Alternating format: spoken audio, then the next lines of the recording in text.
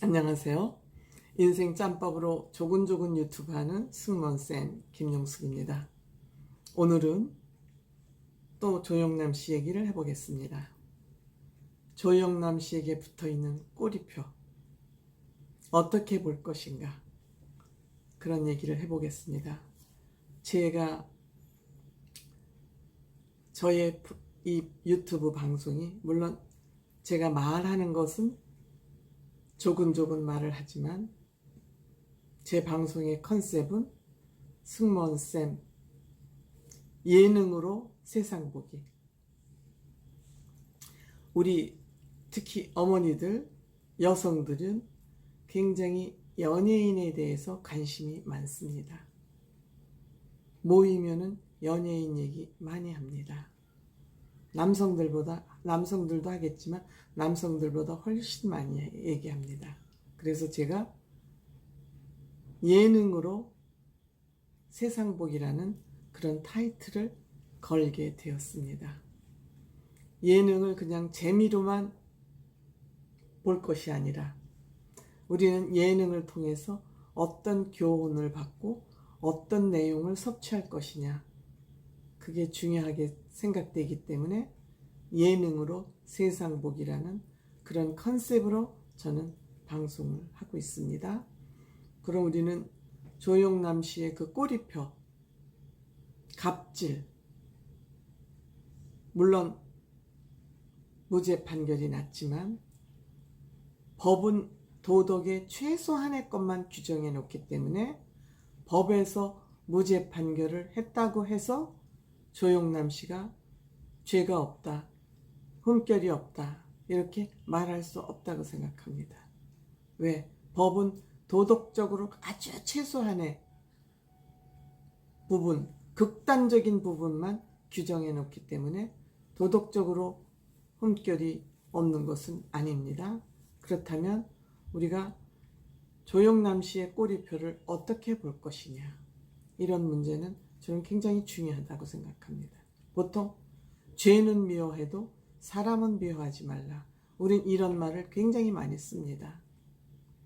그 얘기는 넓은 마음으로 죄는 저질렀지만 저 사람이 죄를 저지를 수밖에 없는 그 이유를 살펴서 관대하게 용서해주고 봐주자, 이런 얘기입니다.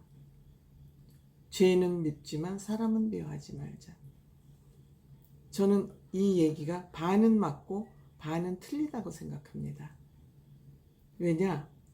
우리가 죄를 저질렀더라도 용서를 해주는 것 중요합니다. 그렇지만 용서를 해주는 것은 상대방의 문제이고 용서를 자신이 하고 안 하고는 본인의 문제가 남아 있습니다. 어차피 죄를 저지른 것은 본인이기 때문에, 죄를 저지른 건 본인이기 때문에 상대방이 용서를 해주고 안 하고에 상관없이 본인에게는 그 죄가 남아있는 것입니다. 그렇기 때문에 죄는 미워도 사람은 미워하지 말자는 것은 상대방이 관대하게 자신을 봐주는 거지만 본인에게는 그 죄가 없어지지 않는다는 것입니다. 때문에 과거의 죄를 지금 어떻게 뉘우치고 그것을 어떻게 반성하고 앞으로 어떻게 바른 길로 갈 것이냐의 문제가 본인의 죄를 없앨 수도 있고 그 죄를 확대시킬 수도 있다고 생각합니다. 그런 관점에서 죄는 미워해도 사람은 미워하지 말자는 그런 전제하에 성립되는 거라고 생각합니다. 저 사람이 과거에는 죄를 저렇게 졌지만 저 사람 지금 하면서 하는 행동 보니까 이제는 반성을 해서 제대로 살고 있어. 이럴 때 그 얘기가 저는 해당되는 얘기라고 생각을 합니다. 왜 제가 오늘 이러한 무거운 얘기를 하냐 하면은 저는 조영남 씨에 대해서 굉장히 저도 부정적인 생각을 가지고 있는 사람입니다. 미워도 미워할 수 없는 광대라고 얘기한 것은 조영남 씨 우선 외도를 했다는 거, 이거는 한 여자의 가슴에 뺄 수 없는 대못을 박아놓은 것입니다. 있을 수 없는 일을 한 것입니다. 그리고 갑질을 했습니다. 자기가 조금 우월적 지위에 있다 해서 힘없는 사람을, 돈이 없는 것도 아니고 돈도 많으면서 갑질을 했습니다. 도덕적으로 매우 이 두 가지는 나쁜 겁니다. 물론 본인이 영원의 자유를 누리면서 자기 삶을 마음대로 사는 거는 누가 비난할 수 없지만, 그 마음대로 사는 생활 패턴으로 인해서 피해자가 있다면 그건 안 되는 거죠. 피해자가 생기면 안 되는 거죠. 그런데 조영남 씨가 많은 고민을 하고 있는 것으로 보입니다. 그래서 앞으로 조영남 씨가 어떠한 행보를 보일 것이냐는 것은 두고 볼 일입니다. 그럼 이제 조영남 씨의 꼬리표는 대충 이렇게 좀 정리를 했다면, 우리가 전과자 문제가 있습니다. 죄를 지어서, 고의로 죄를 지었든 실수를 했든 해서 어쨌든 죄를 짓고 감옥에 갔다 온 전과자들이 있습니다. 근데 이 전과자들은 꼬리표가 딱 붙여버리면은 사람들이 다 피하고, 저 사람은 못 쓸 사람이하고 손가락질을 계속해서 다 피해요. 그 사람은 깊이 인물로 그냥 낙인이 탁 찍혀버리는 겁니다. 주홍글 씨처럼. 낙인이 딱 찍혀버려서 누구도 그 사람을 상대해주지 않기 때문에 그 사람은 사회에서 제대로 생활을 할 수가 없습니다. 생활을 할 수가 없습니다. 그러니까 이 사람이 정상적인 생활을 할 수 없으니까 어떻게 합니까? 또 범죄를 저지를 수밖에 없습니다. 왜? 정상적인 생활로는 살 수 없으니까 범죄를 또 저지르는 거죠. 그러니까 정과 몇 번, 정과 몇 번 하는 것이 그 사람에겐 계속 반복되는, 되풀이되는 생활이죠. 근데 이렇게 만약에 될 경우 이 사람들은 흉기입니다. 너 나쁜 놈이지, 너 상대 안 해, 그리고 계속 손가락질을 하는 한 그 사람은 어디로 피할 곳이 없으니까 흉기로 돌변할 수밖에 없죠.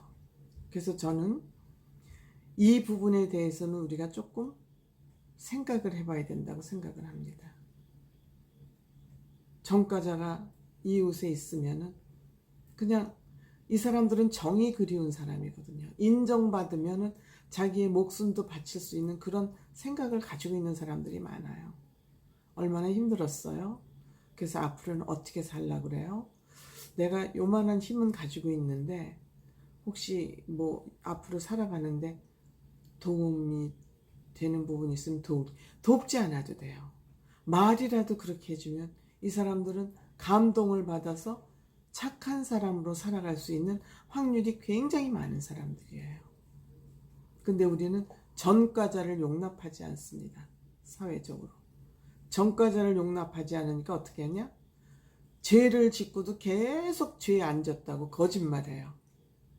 요즘 우리 그런 상황을 지금 보고 있지 않습니까? 죄를 졌다고 용서를 구하면은 그 용서를 받아줄 수 있는 관용의 문화가 없는 거예요.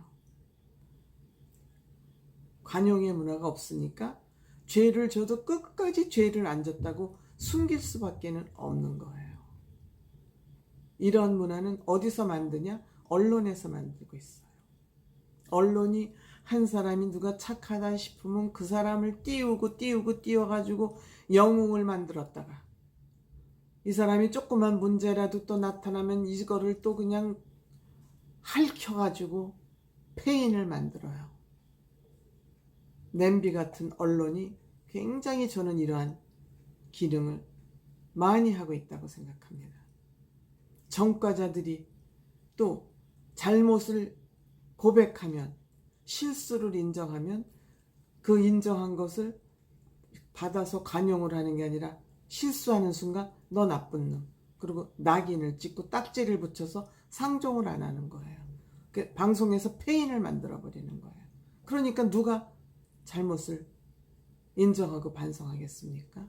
저는 이런 문화가 바뀌지 않는 한 전과자는 양성될 것이고 우리 사회는 굉장히 불안할 것이다. 인정이 없는 사회로 갈 수밖에 없다. 거짓말쟁이를 양산하는 그런 사회로 갈 수밖에 없다. 저는 이런 생각을 합니다. 그래서 조영남 씨 문제를 보면서 조영남 씨의 이 꼬리표를 우리가 어떻게 해석할 거냐. 죄는 밉지만 사람은 미워하지 말자고 이렇게 그냥 누구나 쓰는 단어를 왜 어떻게 써야 되는지도 모르고 왜 쓰는지도 모르면서 그냥 입으로만 되뇌일 게 아니라 좀 깊이 들여다보고 왜 죄는 미워하고 사람은 미워하지 않아야 되는지 이런 것을 우리는 좀 생각해보는 기회가 됐으면 좋겠다. 그런 생각을 해봤습니다. 저는 조영남 씨가 이번에 방송에 나와서 방송을 보고 판단해보자 그런 것은 조영남 씨가 어떻게 변했을까 그 모습을 보고 싶었는데 제작진은 녹화 과정에서 조영남 씨의 그 변한 모습을 아마도 눈치챘기 때문에 그 방송을 비판에도 불구하고 강행했다고 생각을 하고 있습니다. 이것이 우리가 관용 아닌가 생각을 합니다.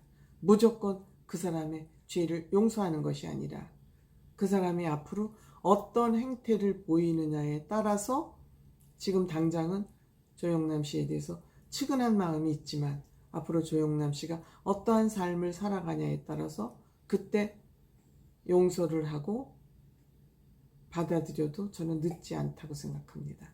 그래서 조영남 씨의 꼬리표를 우리는 어떻게 해석할 것인가 그런 문제를 가지고 오늘 방송을 했습니다. 감사합니다.